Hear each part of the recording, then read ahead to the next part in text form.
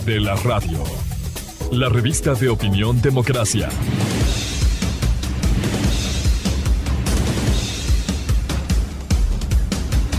A esta hora, la revista de opinión Democracia presenta a Miguel Rivadeneira. Los protagonistas, las entrevistas, la búsqueda de la verdad. Miguel Rivadeneira, en la revista de opinión Democracia.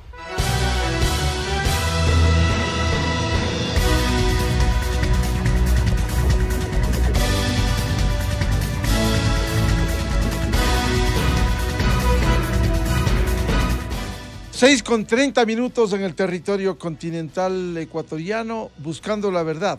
Iniciamos la jornada de entrevistas en la revista de opinión Democracia a través de Exa FM, Democracia M y Democracia TV. Gracias a los miles de seguidores por continuar con nuestra sintonía y el seguimiento que nos hacen este miércoles 2 de marzo del 2022. Tenemos una agenda variada, de coyuntura, temas importantes que vamos a abordar con la opinión libre aquí en la revista de Opinión Democracia. Hoy tenemos previsto un análisis de cómo repercute la invasión de Rusia a Ucrania en nuestro país, esta alarma en el planeta que ha generado bloqueos a Rusia. Sin embargo, el dictador Vladimir Putin sigue su acción para llegar al menos bloquear a Kiev, la capital de Ucrania. Estaremos abordando este tema. Igualmente, algo que está ya en trámite en la Asamblea Nacional con el carácter de urgente en materia económica, el proyecto de ley de inversiones. Tenemos previsto un diálogo sobre los beneficios, la importancia de este proyecto de ley de inversiones presentado por el Ejecutivo en días anteriores. Y empezaremos también con un tema de interés que no deja de preocupar en el país, esta crisis que deviene de una Asamblea Nacional irresponsable por el protagonismo de una mayoría legislativa que está complotada para buscar el caos, partiendo de la toma de el Consejo de Administración de la Legislatura, de intentar tumbar a la presidenta, que por cierto, ella, la asambleísta Guadalupe Llori, tendrá que defenderse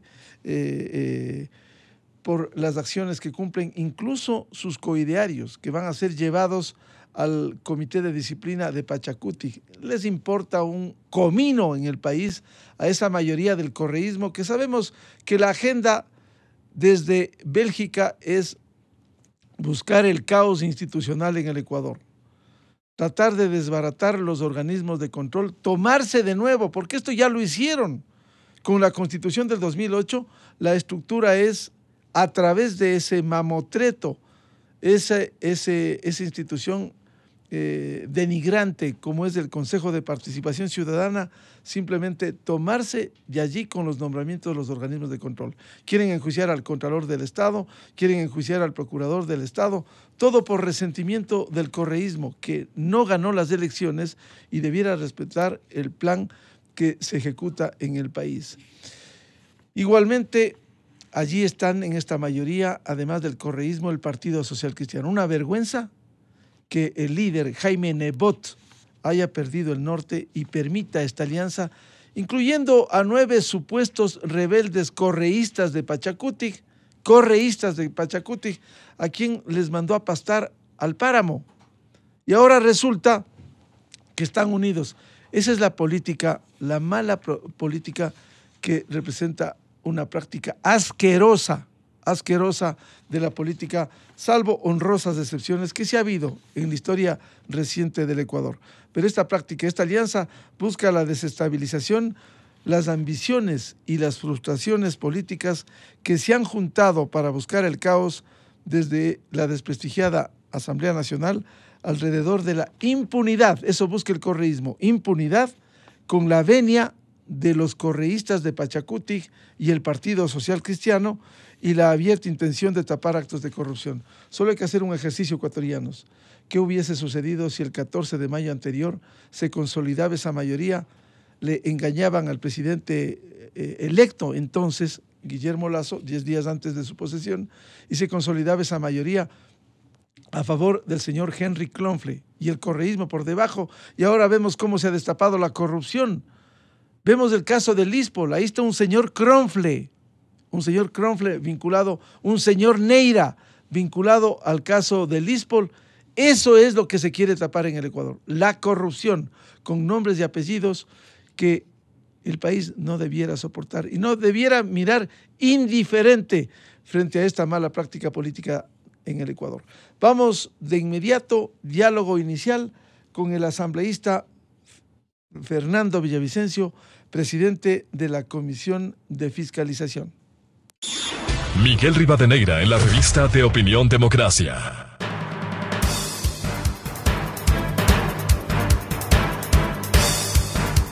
Buscando la verdad en la revista de Opinión Democracia, queremos saludar al asambleísta Fernando Villavicencio, presidente de la Comisión de Fiscalización.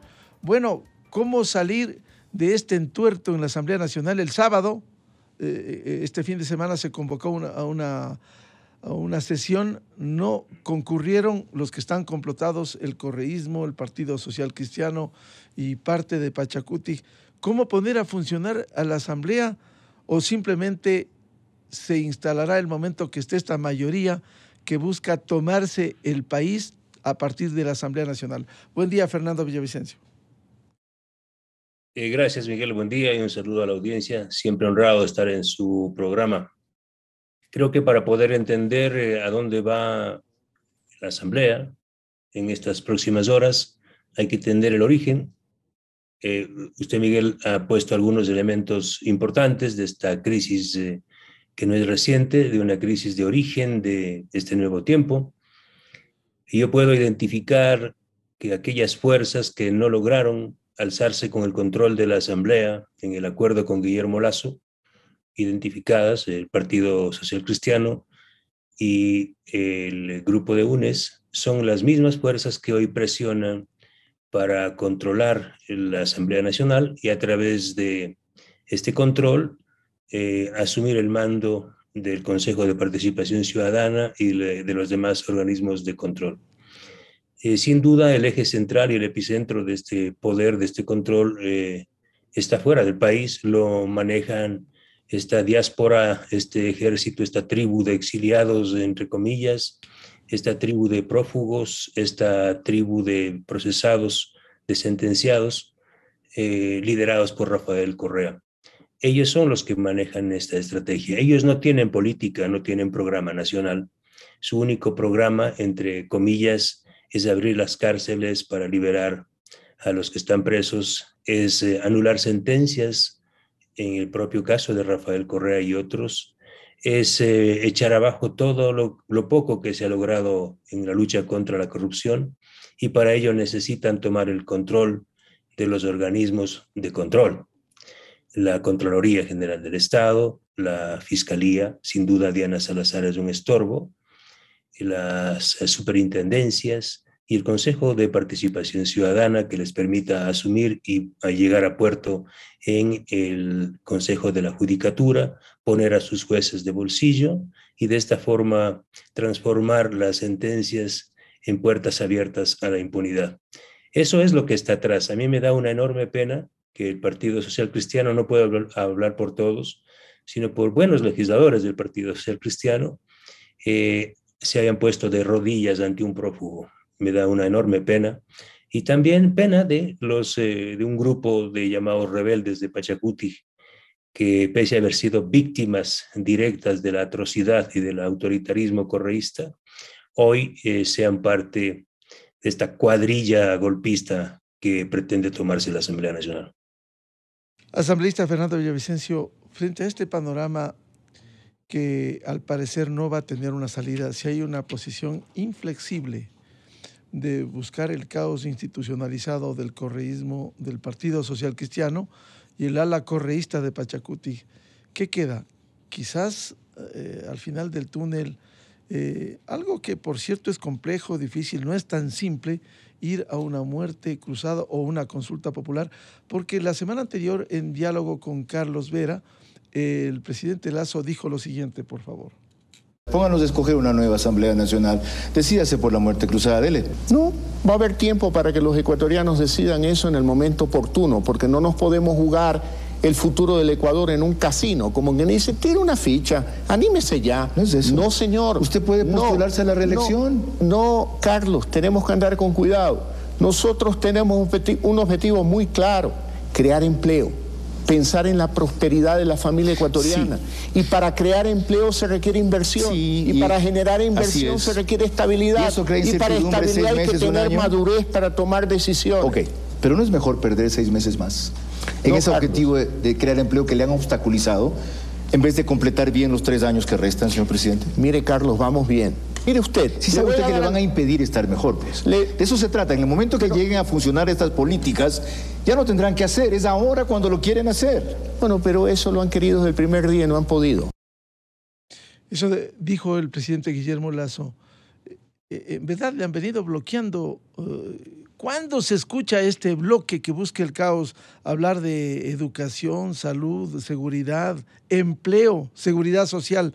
No. ¿Qué queda, Fernando Villavicencio? Con el mayor respeto, yo puedo entender que hay un círculo que no le permite al presidente Lasso ver en todas las direcciones e identificar claramente a sus enemigos, a sus adversarios, en particular al correísmo. El correísmo, el correato, los correanos no buscan construir democracia. Ellos son una banda. Ellos buscan impunidad. Lo intentaron en octubre del 2019 con una acción de eminente insurrección. Ellos están atrás del incendio de la Contraloría, sin duda. Ellos son los que provocaron esos incidentes, insertándose en un proceso de movilización social legítima de la CONAIE y otros sectores. Y han regresado. Ellos quieren hoy alzarse con el mando de los poderes como el Consejo de Participación Ciudadana, exclusivamente para bañar de impunidad este país. Y tampoco entiende el presidente Guillermo Lasso quiénes están atrás de las otras fuerzas. ¿Por qué razón ahora que se están analizando, que se están aprobando informes trascendentales en la Asamblea Nacional, como el informe del caso Sucre y Alex Saab, el caso de Yachay, lo que se viene de Petrochina y los otros casos que se vienen? ¿Por qué es ahora cuando estas fuerzas unidas del Partido Social Cristiano y del Correato intentan no solo tumbar al mando de la Asamblea, luego irán por el presidente de la República? El presidente, debo decir, debió cumplir el objetivo, el acuerdo que había marcado gran parte de la segunda vuelta electoral, que era convocar a una consulta popular. Ahí está un gravísimo error del presidente Guillermo Lasso. Si hubiese convocado a una consulta popular al inicio de su mandato, consultando a los ciudadanos sobre la propia naturaleza y los cambios que se requieren en la Asamblea Nacional, la eliminación del Consejo de Participación Ciudadana, incluso la eliminación del Consejo de la Judicatura, transformaciones en el orden económico, laboral y otros, el país ya estuviese viviendo un tiempo distinto. Y también le hemos recomendado, y el país le ha puesto la carta, y ahí está la propia Constitución de la República, liderada por el Correato, el artículo clave de la Constitución que le puede abrir las puertas a la muerte cruzada. Pero vemos que esa no es la intención del presidente. Si no puede hacerlo de esta manera, el gobierno quedará o deberá quedar como un rehén del Parlamento. Las fuerzas parlamentarias están orientadas hacia allá. Yo soy muy claro, Miguel. Aquí hay intereses de salvar a empresarios corruptos que están vinculados en el caso Sucre. Aquí hay intereses de salvar a empresarios corruptos que están vinculados a la trama de corrupción de Petrochina y del caso Ispol. Usted ha mencionado nombres, Miguel. Y son esas enormes fuerzas económicas de este país los que están presionando a los legisladores. Ya vieron en la votación del caso Alex Saab cómo una legisladora vinculada directamente a Jaime Nebot y a sectores empresariales poderosos votó en contra, ¿sí?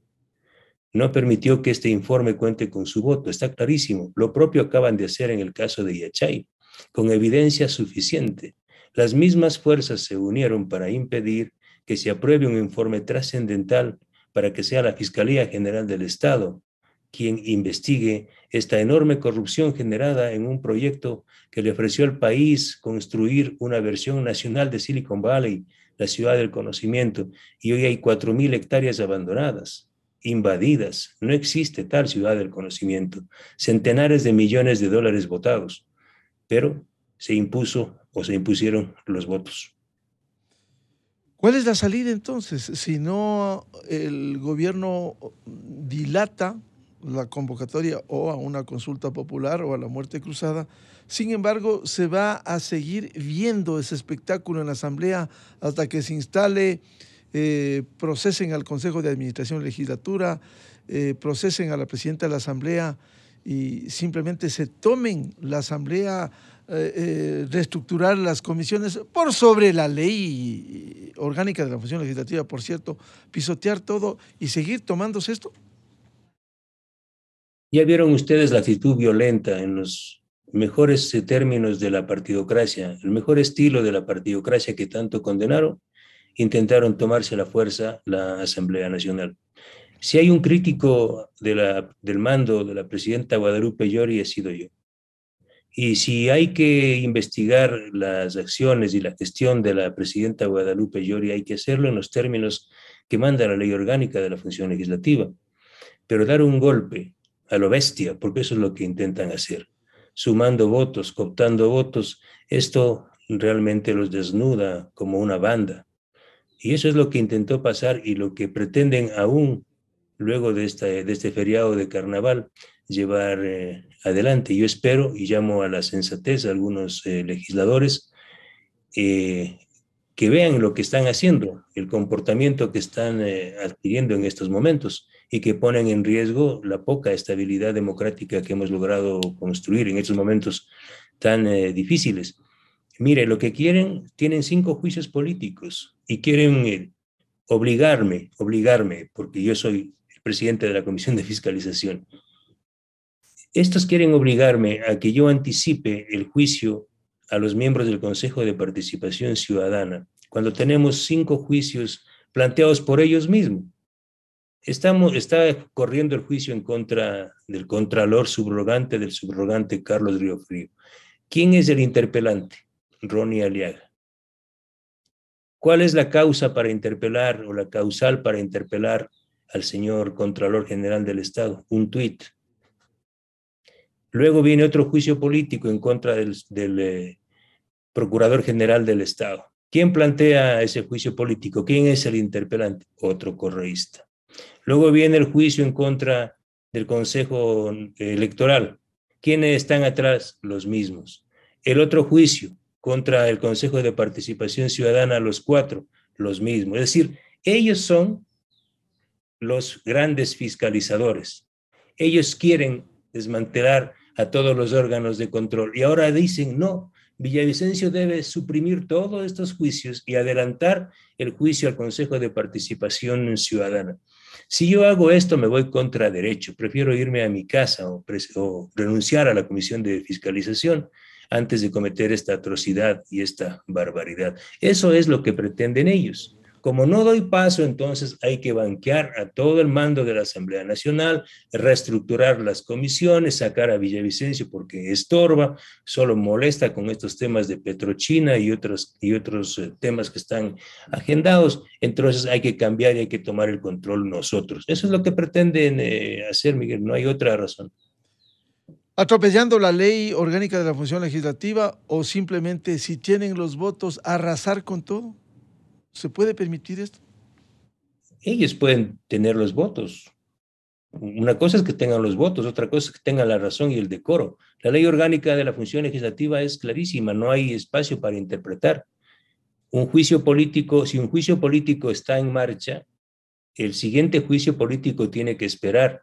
Y de acuerdo al orden de llegada a la Comisión de Fiscalización se van evacuando estos juicios políticos. Eso dice expresamente la ley orgánica de la función legislativa. No hay posibilidad de decir voy a adelantar este juicio que ahora acaban de plantear los correístas. No es posible. Y yo no me voy a prestar para eso, así de simple. Vengan, tomen ustedes la presidencia de la Comisión de Fiscalización y hagan ustedes el trabajo sucio. Yo no les voy a a hacer el trabajo sucio. Háganlo ustedes, tengan la valentía. Vengan, háganlo. ¿Sí? Y clarísimo, el rol del Partido Social Cristiano, créame, Miguel, es lo más asqueroso, como usted ha dicho en su introducción. Es increíble el comportamiento del Partido Social Cristiano. Y no hablo por todos los legisladores, hablo como partido y por su líder, porque quien maneja ese partido es Jaime Nebot, y es él el que da las órdenes y disposiciones. Así lo hizo en el caso de Alex Saab, para proteger a sus amigos banqueros, en particular al dueño del Banco Amazonas, y yo digo con nombres y apellidos, Simón Parra Gil, que está vinculado en el caso Alex Saab, el sistema Sucre, y otros empresarios están siendo ya investigados y que la justicia americana les está quitando las visas, por eso están asustados. Y ahora están juntos, claro, están juntos. Los del Páramo están juntos, los críticos del Correato de la Costa, y ahora están juntos todos con los correístas. Esa es la trilogía bárbara que intenta tomarse la Asamblea Nacional. ¿Cuentan con más de 70 votos o no? ¿O todavía hay dudas de algunos? Porque cuentan. Sí, cuentan. No cuentan. No cuentan. Lo que se probó en la última sesión, evidentemente no hubo mayoría para instalar la sesión, pero habían ausencias, como la del legislador César Ron, que salió del país y no principalizó a su alterna. Entiendo que otro legislador de Pachacuti que tampoco pudo conectarse. Es decir, ellos tampoco tienen mayoría y seguirán presionando, haciendo malabares para conseguir una mayoría. Pero lo que queda claro, Miguel y ecuatorianos, es de que este país vive una enorme y eterna desdicha en política, y a mí me duele y me molesta. Una Asamblea Nacional que en el plano legislativo ha generado muy poco. Los ecuatorianos tienen que saber que en estos momentos de crisis cada legislador, con sus 2 asesores, le representa al Ecuador $15,000 mensuales. $15,000 mensuales tienen que pagar ustedes por el trabajo de cada legislador. Y lo más indigno que puede hacer un legislador es en estos momentos conspirar, salirse de las líneas matrices de nuestro trabajo y de nuestra responsabilidad, que es hacer leyes y fiscalizar. Yo intento, Miguel, cumplir con mi trabajo, hacer lo mejor que se pueda. Y eso es lo que hago en la Comisión de Fiscalización. Creo que esta comisión se diferencia de las demás, de las anteriores, de 15 años de trabajo de la Asamblea, por haber hecho un excelente trabajo de fiscalización. Hemos hecho lo que en 14 años no se ha hecho. Y estamos abordando temas que son durísimos y complicados. Mire lo que va a pasar, espero que en las próximas horas el presidente ha anunciado que entregará los documentos desclasificados del caso Petrochina, que también los tengo yo. Este es un caso altamente explosivo e importante. Son 14 años que ha estado postergado. Yo mismo he investigado más de una década este caso y llevaré en los próximos días a la Fiscalía General del Estado y a la Contraloría. Pero yo no voy a someter este caso a la Comisión de Fiscalización. Yo no voy a entregar todo el trabajo de más de una década del periodismo y ahora de un equipo altamente calificado de la Comisión de Fiscalización para que sea sometido al arranche de legisladores que no aportan nada. Yo no tengo por qué ocultar esa información. Los legisladores de UNES no aportan nada en la Comisión de Fiscalización. No han aportado una línea, no han investigado un solo caso de corrupción. Y lo único que hacen es bloquear y bloquear y bloquear. Si bloquean todo esto, ¿cómo lograr que avance las investigaciones y no se quede simplemente en la acción, en el anuncio, en la denuncia? Porque lastimosamente el país sigue viviendo estos altos niveles de impunidad que quisiera que en el debido proceso y con derecho a la defensa aquí se actúe, Fernando.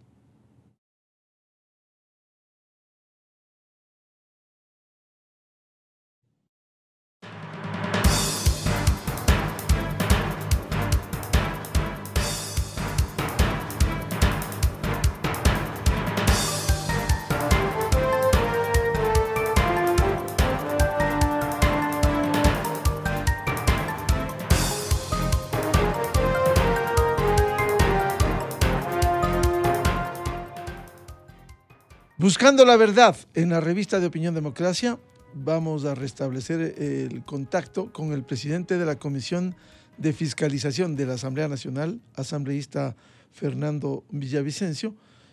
Hablábamos de lo que hace esta comisión, los bloqueos, especialmente del correísmo, del Partido Social Cristiano y del ala correísta de Pachacuti, que impide llevar esta fiscalización. ¿Qué hacer entonces, Fernando, frente a este panorama? Y nos comentaba los papeles que tiene de Petrochina.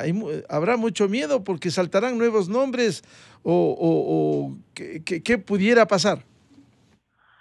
Bien, tuvimos una falla en el Zoom. Sí le comentaba que frente a este ambiente nada armónico en la Comisión de Fiscalización y a este ambiente de constante bloqueo, resulta inútil poner a consideración de este pleno de la Comisión de Fiscalización un informe altamente técnico que nos ha costado, y he dicho yo, desde el periodismo de investigación, más de 10 años de trabajo, y ahora con un equipo altamente calificado de la Comisión de Fiscalización, tenemos un informe y documentos que estaban reservados hasta hace pocos días y semanas. He destacado que por primera vez en más de una década el gobierno del presidente Lasso y las autoridades de Petroecuador han liberado estos documentos que nos permiten confirmar la existencia de una trama siniestra de corrupción que le ha significado al Ecuador pérdidas que llegarían hasta los $5,000 millones en la entrega de nuestro petróleo durante más de una década. Esto viene desde el año 2008, 2009 hasta el 2024. El gobierno de Correa comprometió 1.365 millones de barriles de petróleo. Escúchesela bien la cifra. 1.365 millones de barriles de petróleo para pagar una deuda de aproximadamente $19,000 millones contratada con China y Tailandia, una deuda con intereses del 7 y hasta el 8% de interés. Y el gobierno de Correa entregó este petróleo, igual el gobierno de Moreno, a precios descontados, es decir, aproximadamente unos $3.60 por cada barril de petróleo, menos al precio de mercado, generando una pérdida, como le manifiesto, de cerca de $5,000 millones. Ahora hemos logrado conseguir todos los documentos que permanecían bajo condición de reserva. Estos documentos establecen algo que jamás nos pudiésemos haber imaginado, que el gobierno chino, que las autoridades de Petrochina negociaron nuestros contratos, entregando nuestros contratos a bancos europeos como Natixis, ING, Banco Sociedad General de Crédito, quienes prevendieron nuestro petróleo en el mundo a través de la compañía Gumbor. Y esta compañía, que está vinculada a Vladimir Putin, es la que pagó sobornos por cerca de $70 millones a autoridades del gobierno de Correa, según delata Raymond Kohut, quien se encuentra detenido en los Estados Unidos. Esta información es muy importante y, reitero, Miguel y amigos oyentes, confirma lo que nosotros desde el periodismo habíamos denunciado hace más ya de una década, esta trama siniestra de corrupción. Reitero que le ha significado al país tal vez las mayores pérdidas de la historia petrolera del Ecuador. Esto vamos a presentar nosotros, voy a presentarlo yo en los próximos días a la Fiscalía General del Estado, a la Contraloría, a la Procuraduría, y también entiendo que el presidente Guillermo Lasso hará lo propio en estos días. ¿El presidente va a entregar también los documentos que hay? Sí, eso informó el propio presidente en la entrevista con Carlos Vera, y le escuché en otros medios señalar que esta información que entregó Petroecuador, que entregó a la Comisión de Fiscalización y que entiendo está en manos del presidente Guillermo Lasso, será entregada a la Fiscalía. Yo entregaré por primera vez en los últimos tiempos, que todos los sectores de opinión han estado reclamando los documentos, los contratos reservados, los convenios de 4 partes suscritos con China y Tailandia, y estos endosos de los conocimientos de embarque de la entrega del petróleo a los bancos europeos, los entregaré en los próximos días a la prensa y a la Fiscalía para que todo el país conozca la forma como se articuló y se organizó esta trama de corrupción desde el gobierno de Rafael Correa. Fernando, si nos permite, vamos a entrar a una cadena oficial de la presidenta de la Asamblea Nacional, Guadalupe Llori, por favor, y retomamos la entrevista para que nos siga explicando estas tareas que cumple en la Comisión de Fiscalización. Por favor. Ya, de acuerdo. Queridos compatriotas, la democracia ecuatoriana enfrenta momentos difíciles. Los hechos bochornosos ocurridos en los últimos días, protagonizados por quienes buscan tomarse por asalto la Asamblea Nacional, repiten una vieja historia de atropellos con los que han acostumbrado a violentar a su capricho normas y procedimientos legales. Guadalupe Llori los ha enfrentado toda su vida. Conozco muy bien de lo que son capaces. Mi familia y yo sufrimos la persecución, el maltrato físico y psicológico cuando fui privada de mi libertad en el año 2007, acusada de terrorismo y sabotaje por el gobierno de Correa. Mi delito fue enfrentarlos, mi delito fue oponerme a sus abusos y a sus excesos. Soporté injustamente durante casi un año el infierno de la cárcel. Ninguna de las falsas acusaciones con las que pretendieron callarme pudieron ser probadas. Al contrario, la justicia me declaró inocente y fui liberada. Yo recuperé mi libertad y presido ahora la Asamblea Nacional. En cambio, ellos han tenido que escapar de la ley ecuatoriana que los busca por corrupción. Hoy la historia se repite con la misma estrategia de sembrar la confusión y el caos en la Asamblea Nacional. Se busca controlarla para imponer un consejo de participación ciudadana que nombre contralor, procurador, fiscal, autoridades electorales. Es esa la razón que se oculta detrás de todos los acontecimientos que se viven en la Asamblea Nacional. Y de nuevo aquí estoy para enfrentarlos. No les tengo miedo.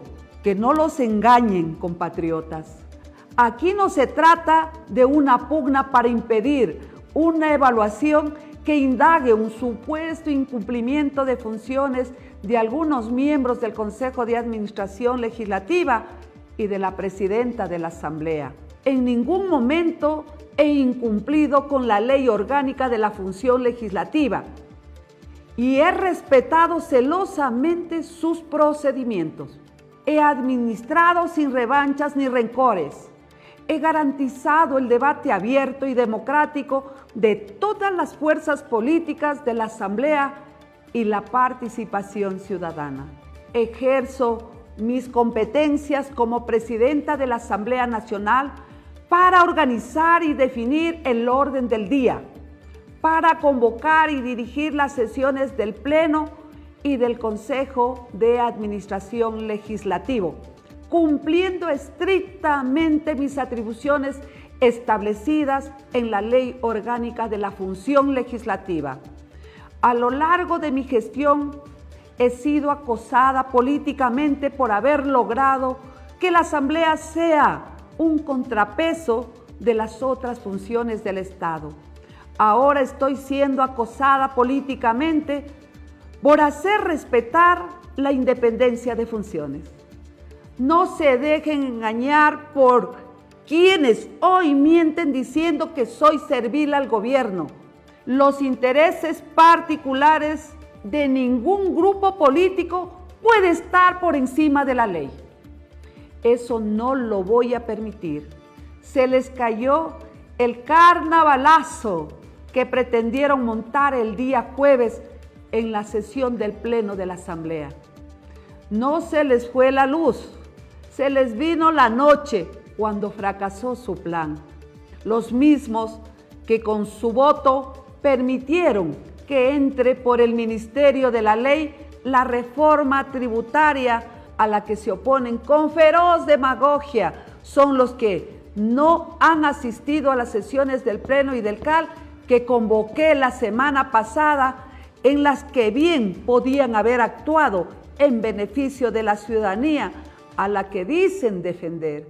Ecuatorianos y ecuatorianas, la mejor rendición de cuentas de un asambleísta es respetar la Constitución, no violarla para satisfacer apetitos particulares. Reitero mi llamado a los y las asambleístas honestos, comprometidos con la solución de los grandes problemas que enfrenta el país, a trabajar por el bien común, respetando las diferencias ideológicas y políticas. Y convoco públicamente a todas las bancadas a dejar las disputas de poder y concentrarnos en las urgentes necesidades de nuestro querido pueblo. Asamblea Nacional. Legislamos para la vida.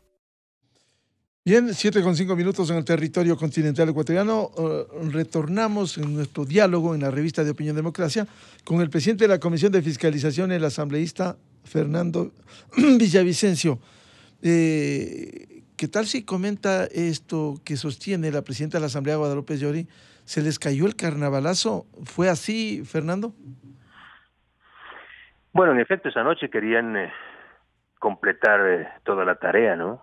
Y al parecer tenían los votos, pero no tenían la razón.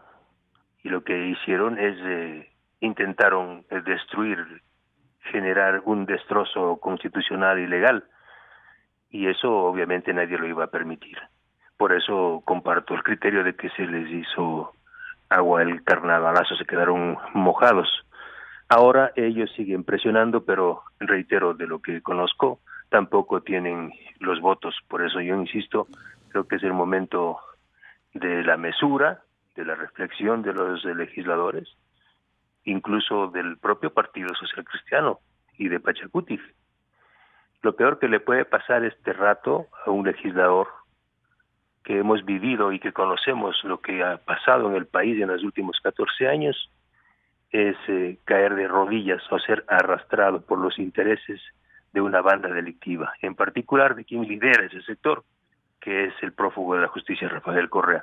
Lo único que buscan, reitero, es dejar en la impunidad los casos de corrupción que estamos investigando, otros que ya han sido judicializados, como el caso Arroz Verde, el caso Glasgow u Odebrecht, y estos nuevos temas emergentes como el caso Isport, el tema del caso Sucre, Alexaf, Petrochina y otros que se vienen.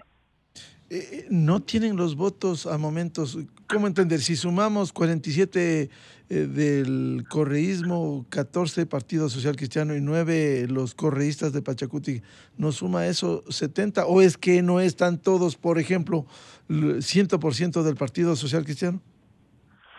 Eso se pudo notar en la última sesión que no logramos instalar porque nos faltaban algunos votos. Estaban algunos legisladores socialcristianos y también algunos asambleístas vinculados al grupo de los llamados rebeldes. Ellos estaban presentes. Pero no hay, el hecho de que estén presentes va a ser difícil cambiarles cuando están en un andarivel de vinculación evidente con el correísmo. Pueden hacer presencia hasta lograr ellos los 70 votos y arrasar con esto. Sí, obviamente, yo creo que ellos podrían jugar con eso y tener mayoría. Y en ese momento, Miguel, yo creo que la única alternativa de presentarse esos hechos, este evento de que este grupo liderado por el prófugo Rafael Correa asuma el mando de la Asamblea Nacional y a través de este control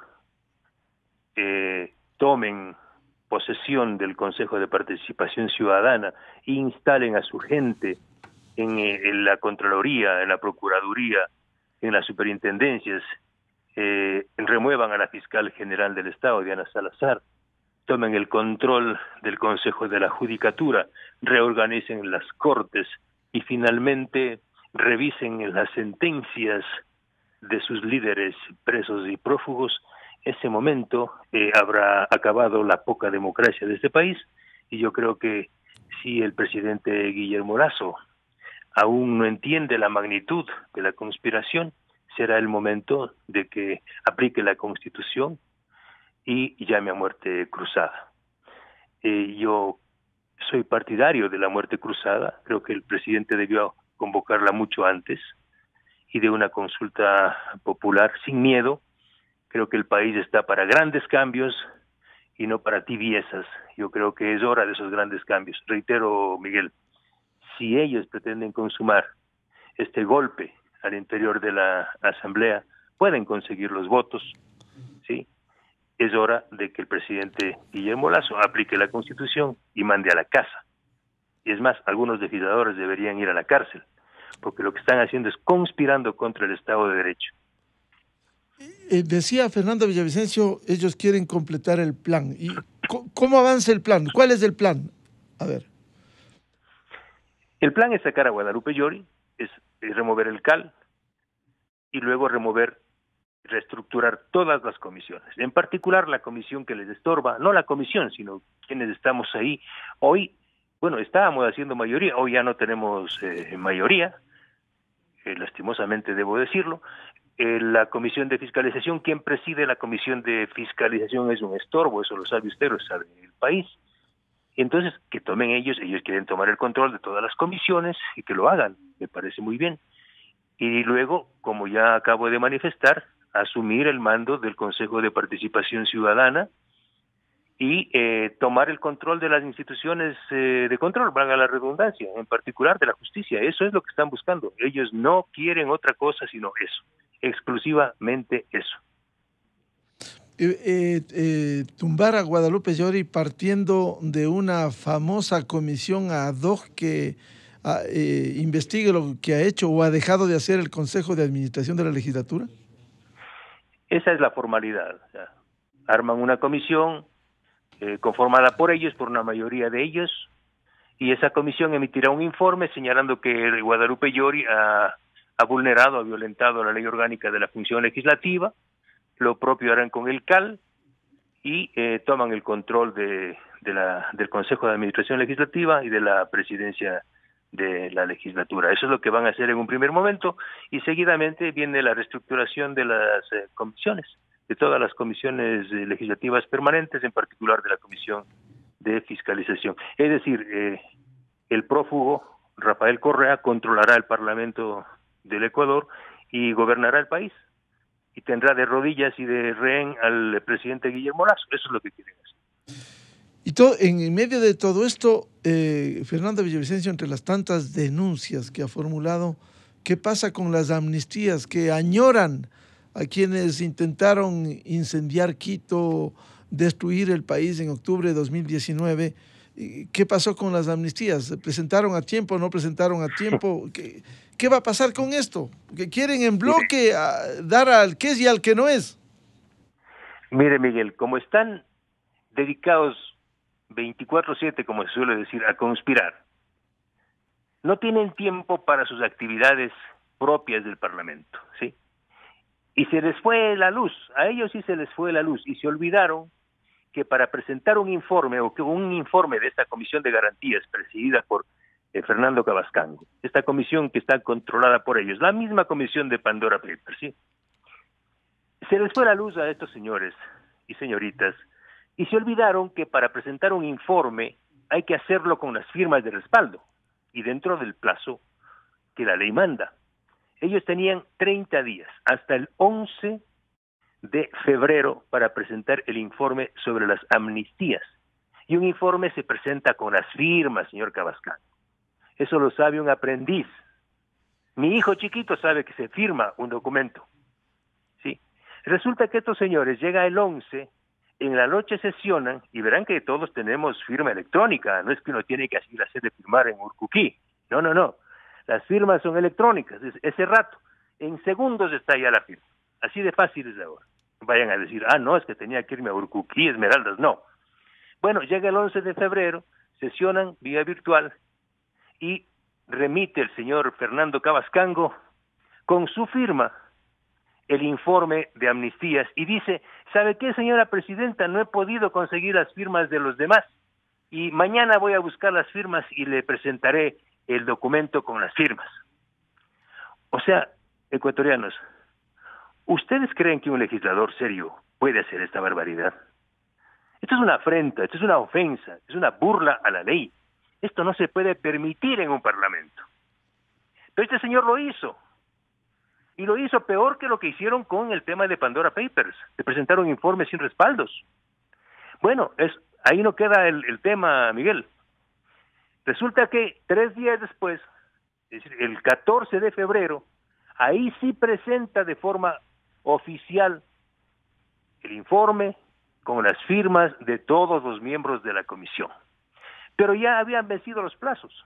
Es decir, el señor Cavascango presentó el informe de amnistías fuera de plazo. Y eso tienen que saber las bases del movimiento indígena, que por culpa de un legislador de ellos, del grupo de los rebeldes, y por culpa de todos los miembros de la comisión, porque yo como miembro de la comisión no podía prestarme para firmar el documento de forma digital, luego de que el plazo ya estaba precluido. Y sin embargo lo hicieron 3 días después, cuando presentan el informe. Yo, en lo personal, mi querido Miguel, yo estoy de acuerdo con las amnistías para la gente que no cometió delitos como el incendio de la Contraloría y delitos como terrorismo y sabotaje. Y la gran mayoría de ciudadanos del movimiento indígena, de los movimientos sociales, merecen esas amnistías. Pero un grupo que lideró los actos de terrorismo y sabotaje de octubre no puede estar o no puede pretender beneficiarse de esas amnistías. Pero que quede claro que por culpa del señor Cavascango y de los miembros de esa comisión, ese informe está presentado fuera de plazo. No lo digo yo, están ahí los documentos. Consecuentemente, no procedería tratar las amnistías en el Pleno, por un lado, y por otro, va a ser difícil conseguir 92 votos para dar en manada, dar en grupo la amnistía. Primero ahora tendrán que resolver el informe, tendrán que volver a trabajar el informe por irresponsabilidad del presidente de la comisión. Bueno, él es el responsable principal. Tendrá que nuevamente la comisión hacer todo de nuevo.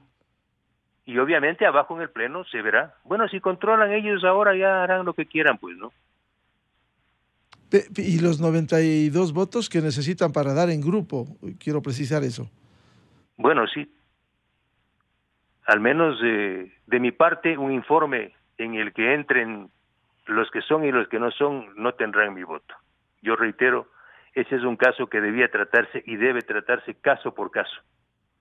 La gran mayoría de ciudadanos merecen una amnistía. Yo conozco muchos casos que no solo están vinculados al tema de octubre del 2019, pero ahí están los dirigentes que conspiraron y siguen conspirando ahora.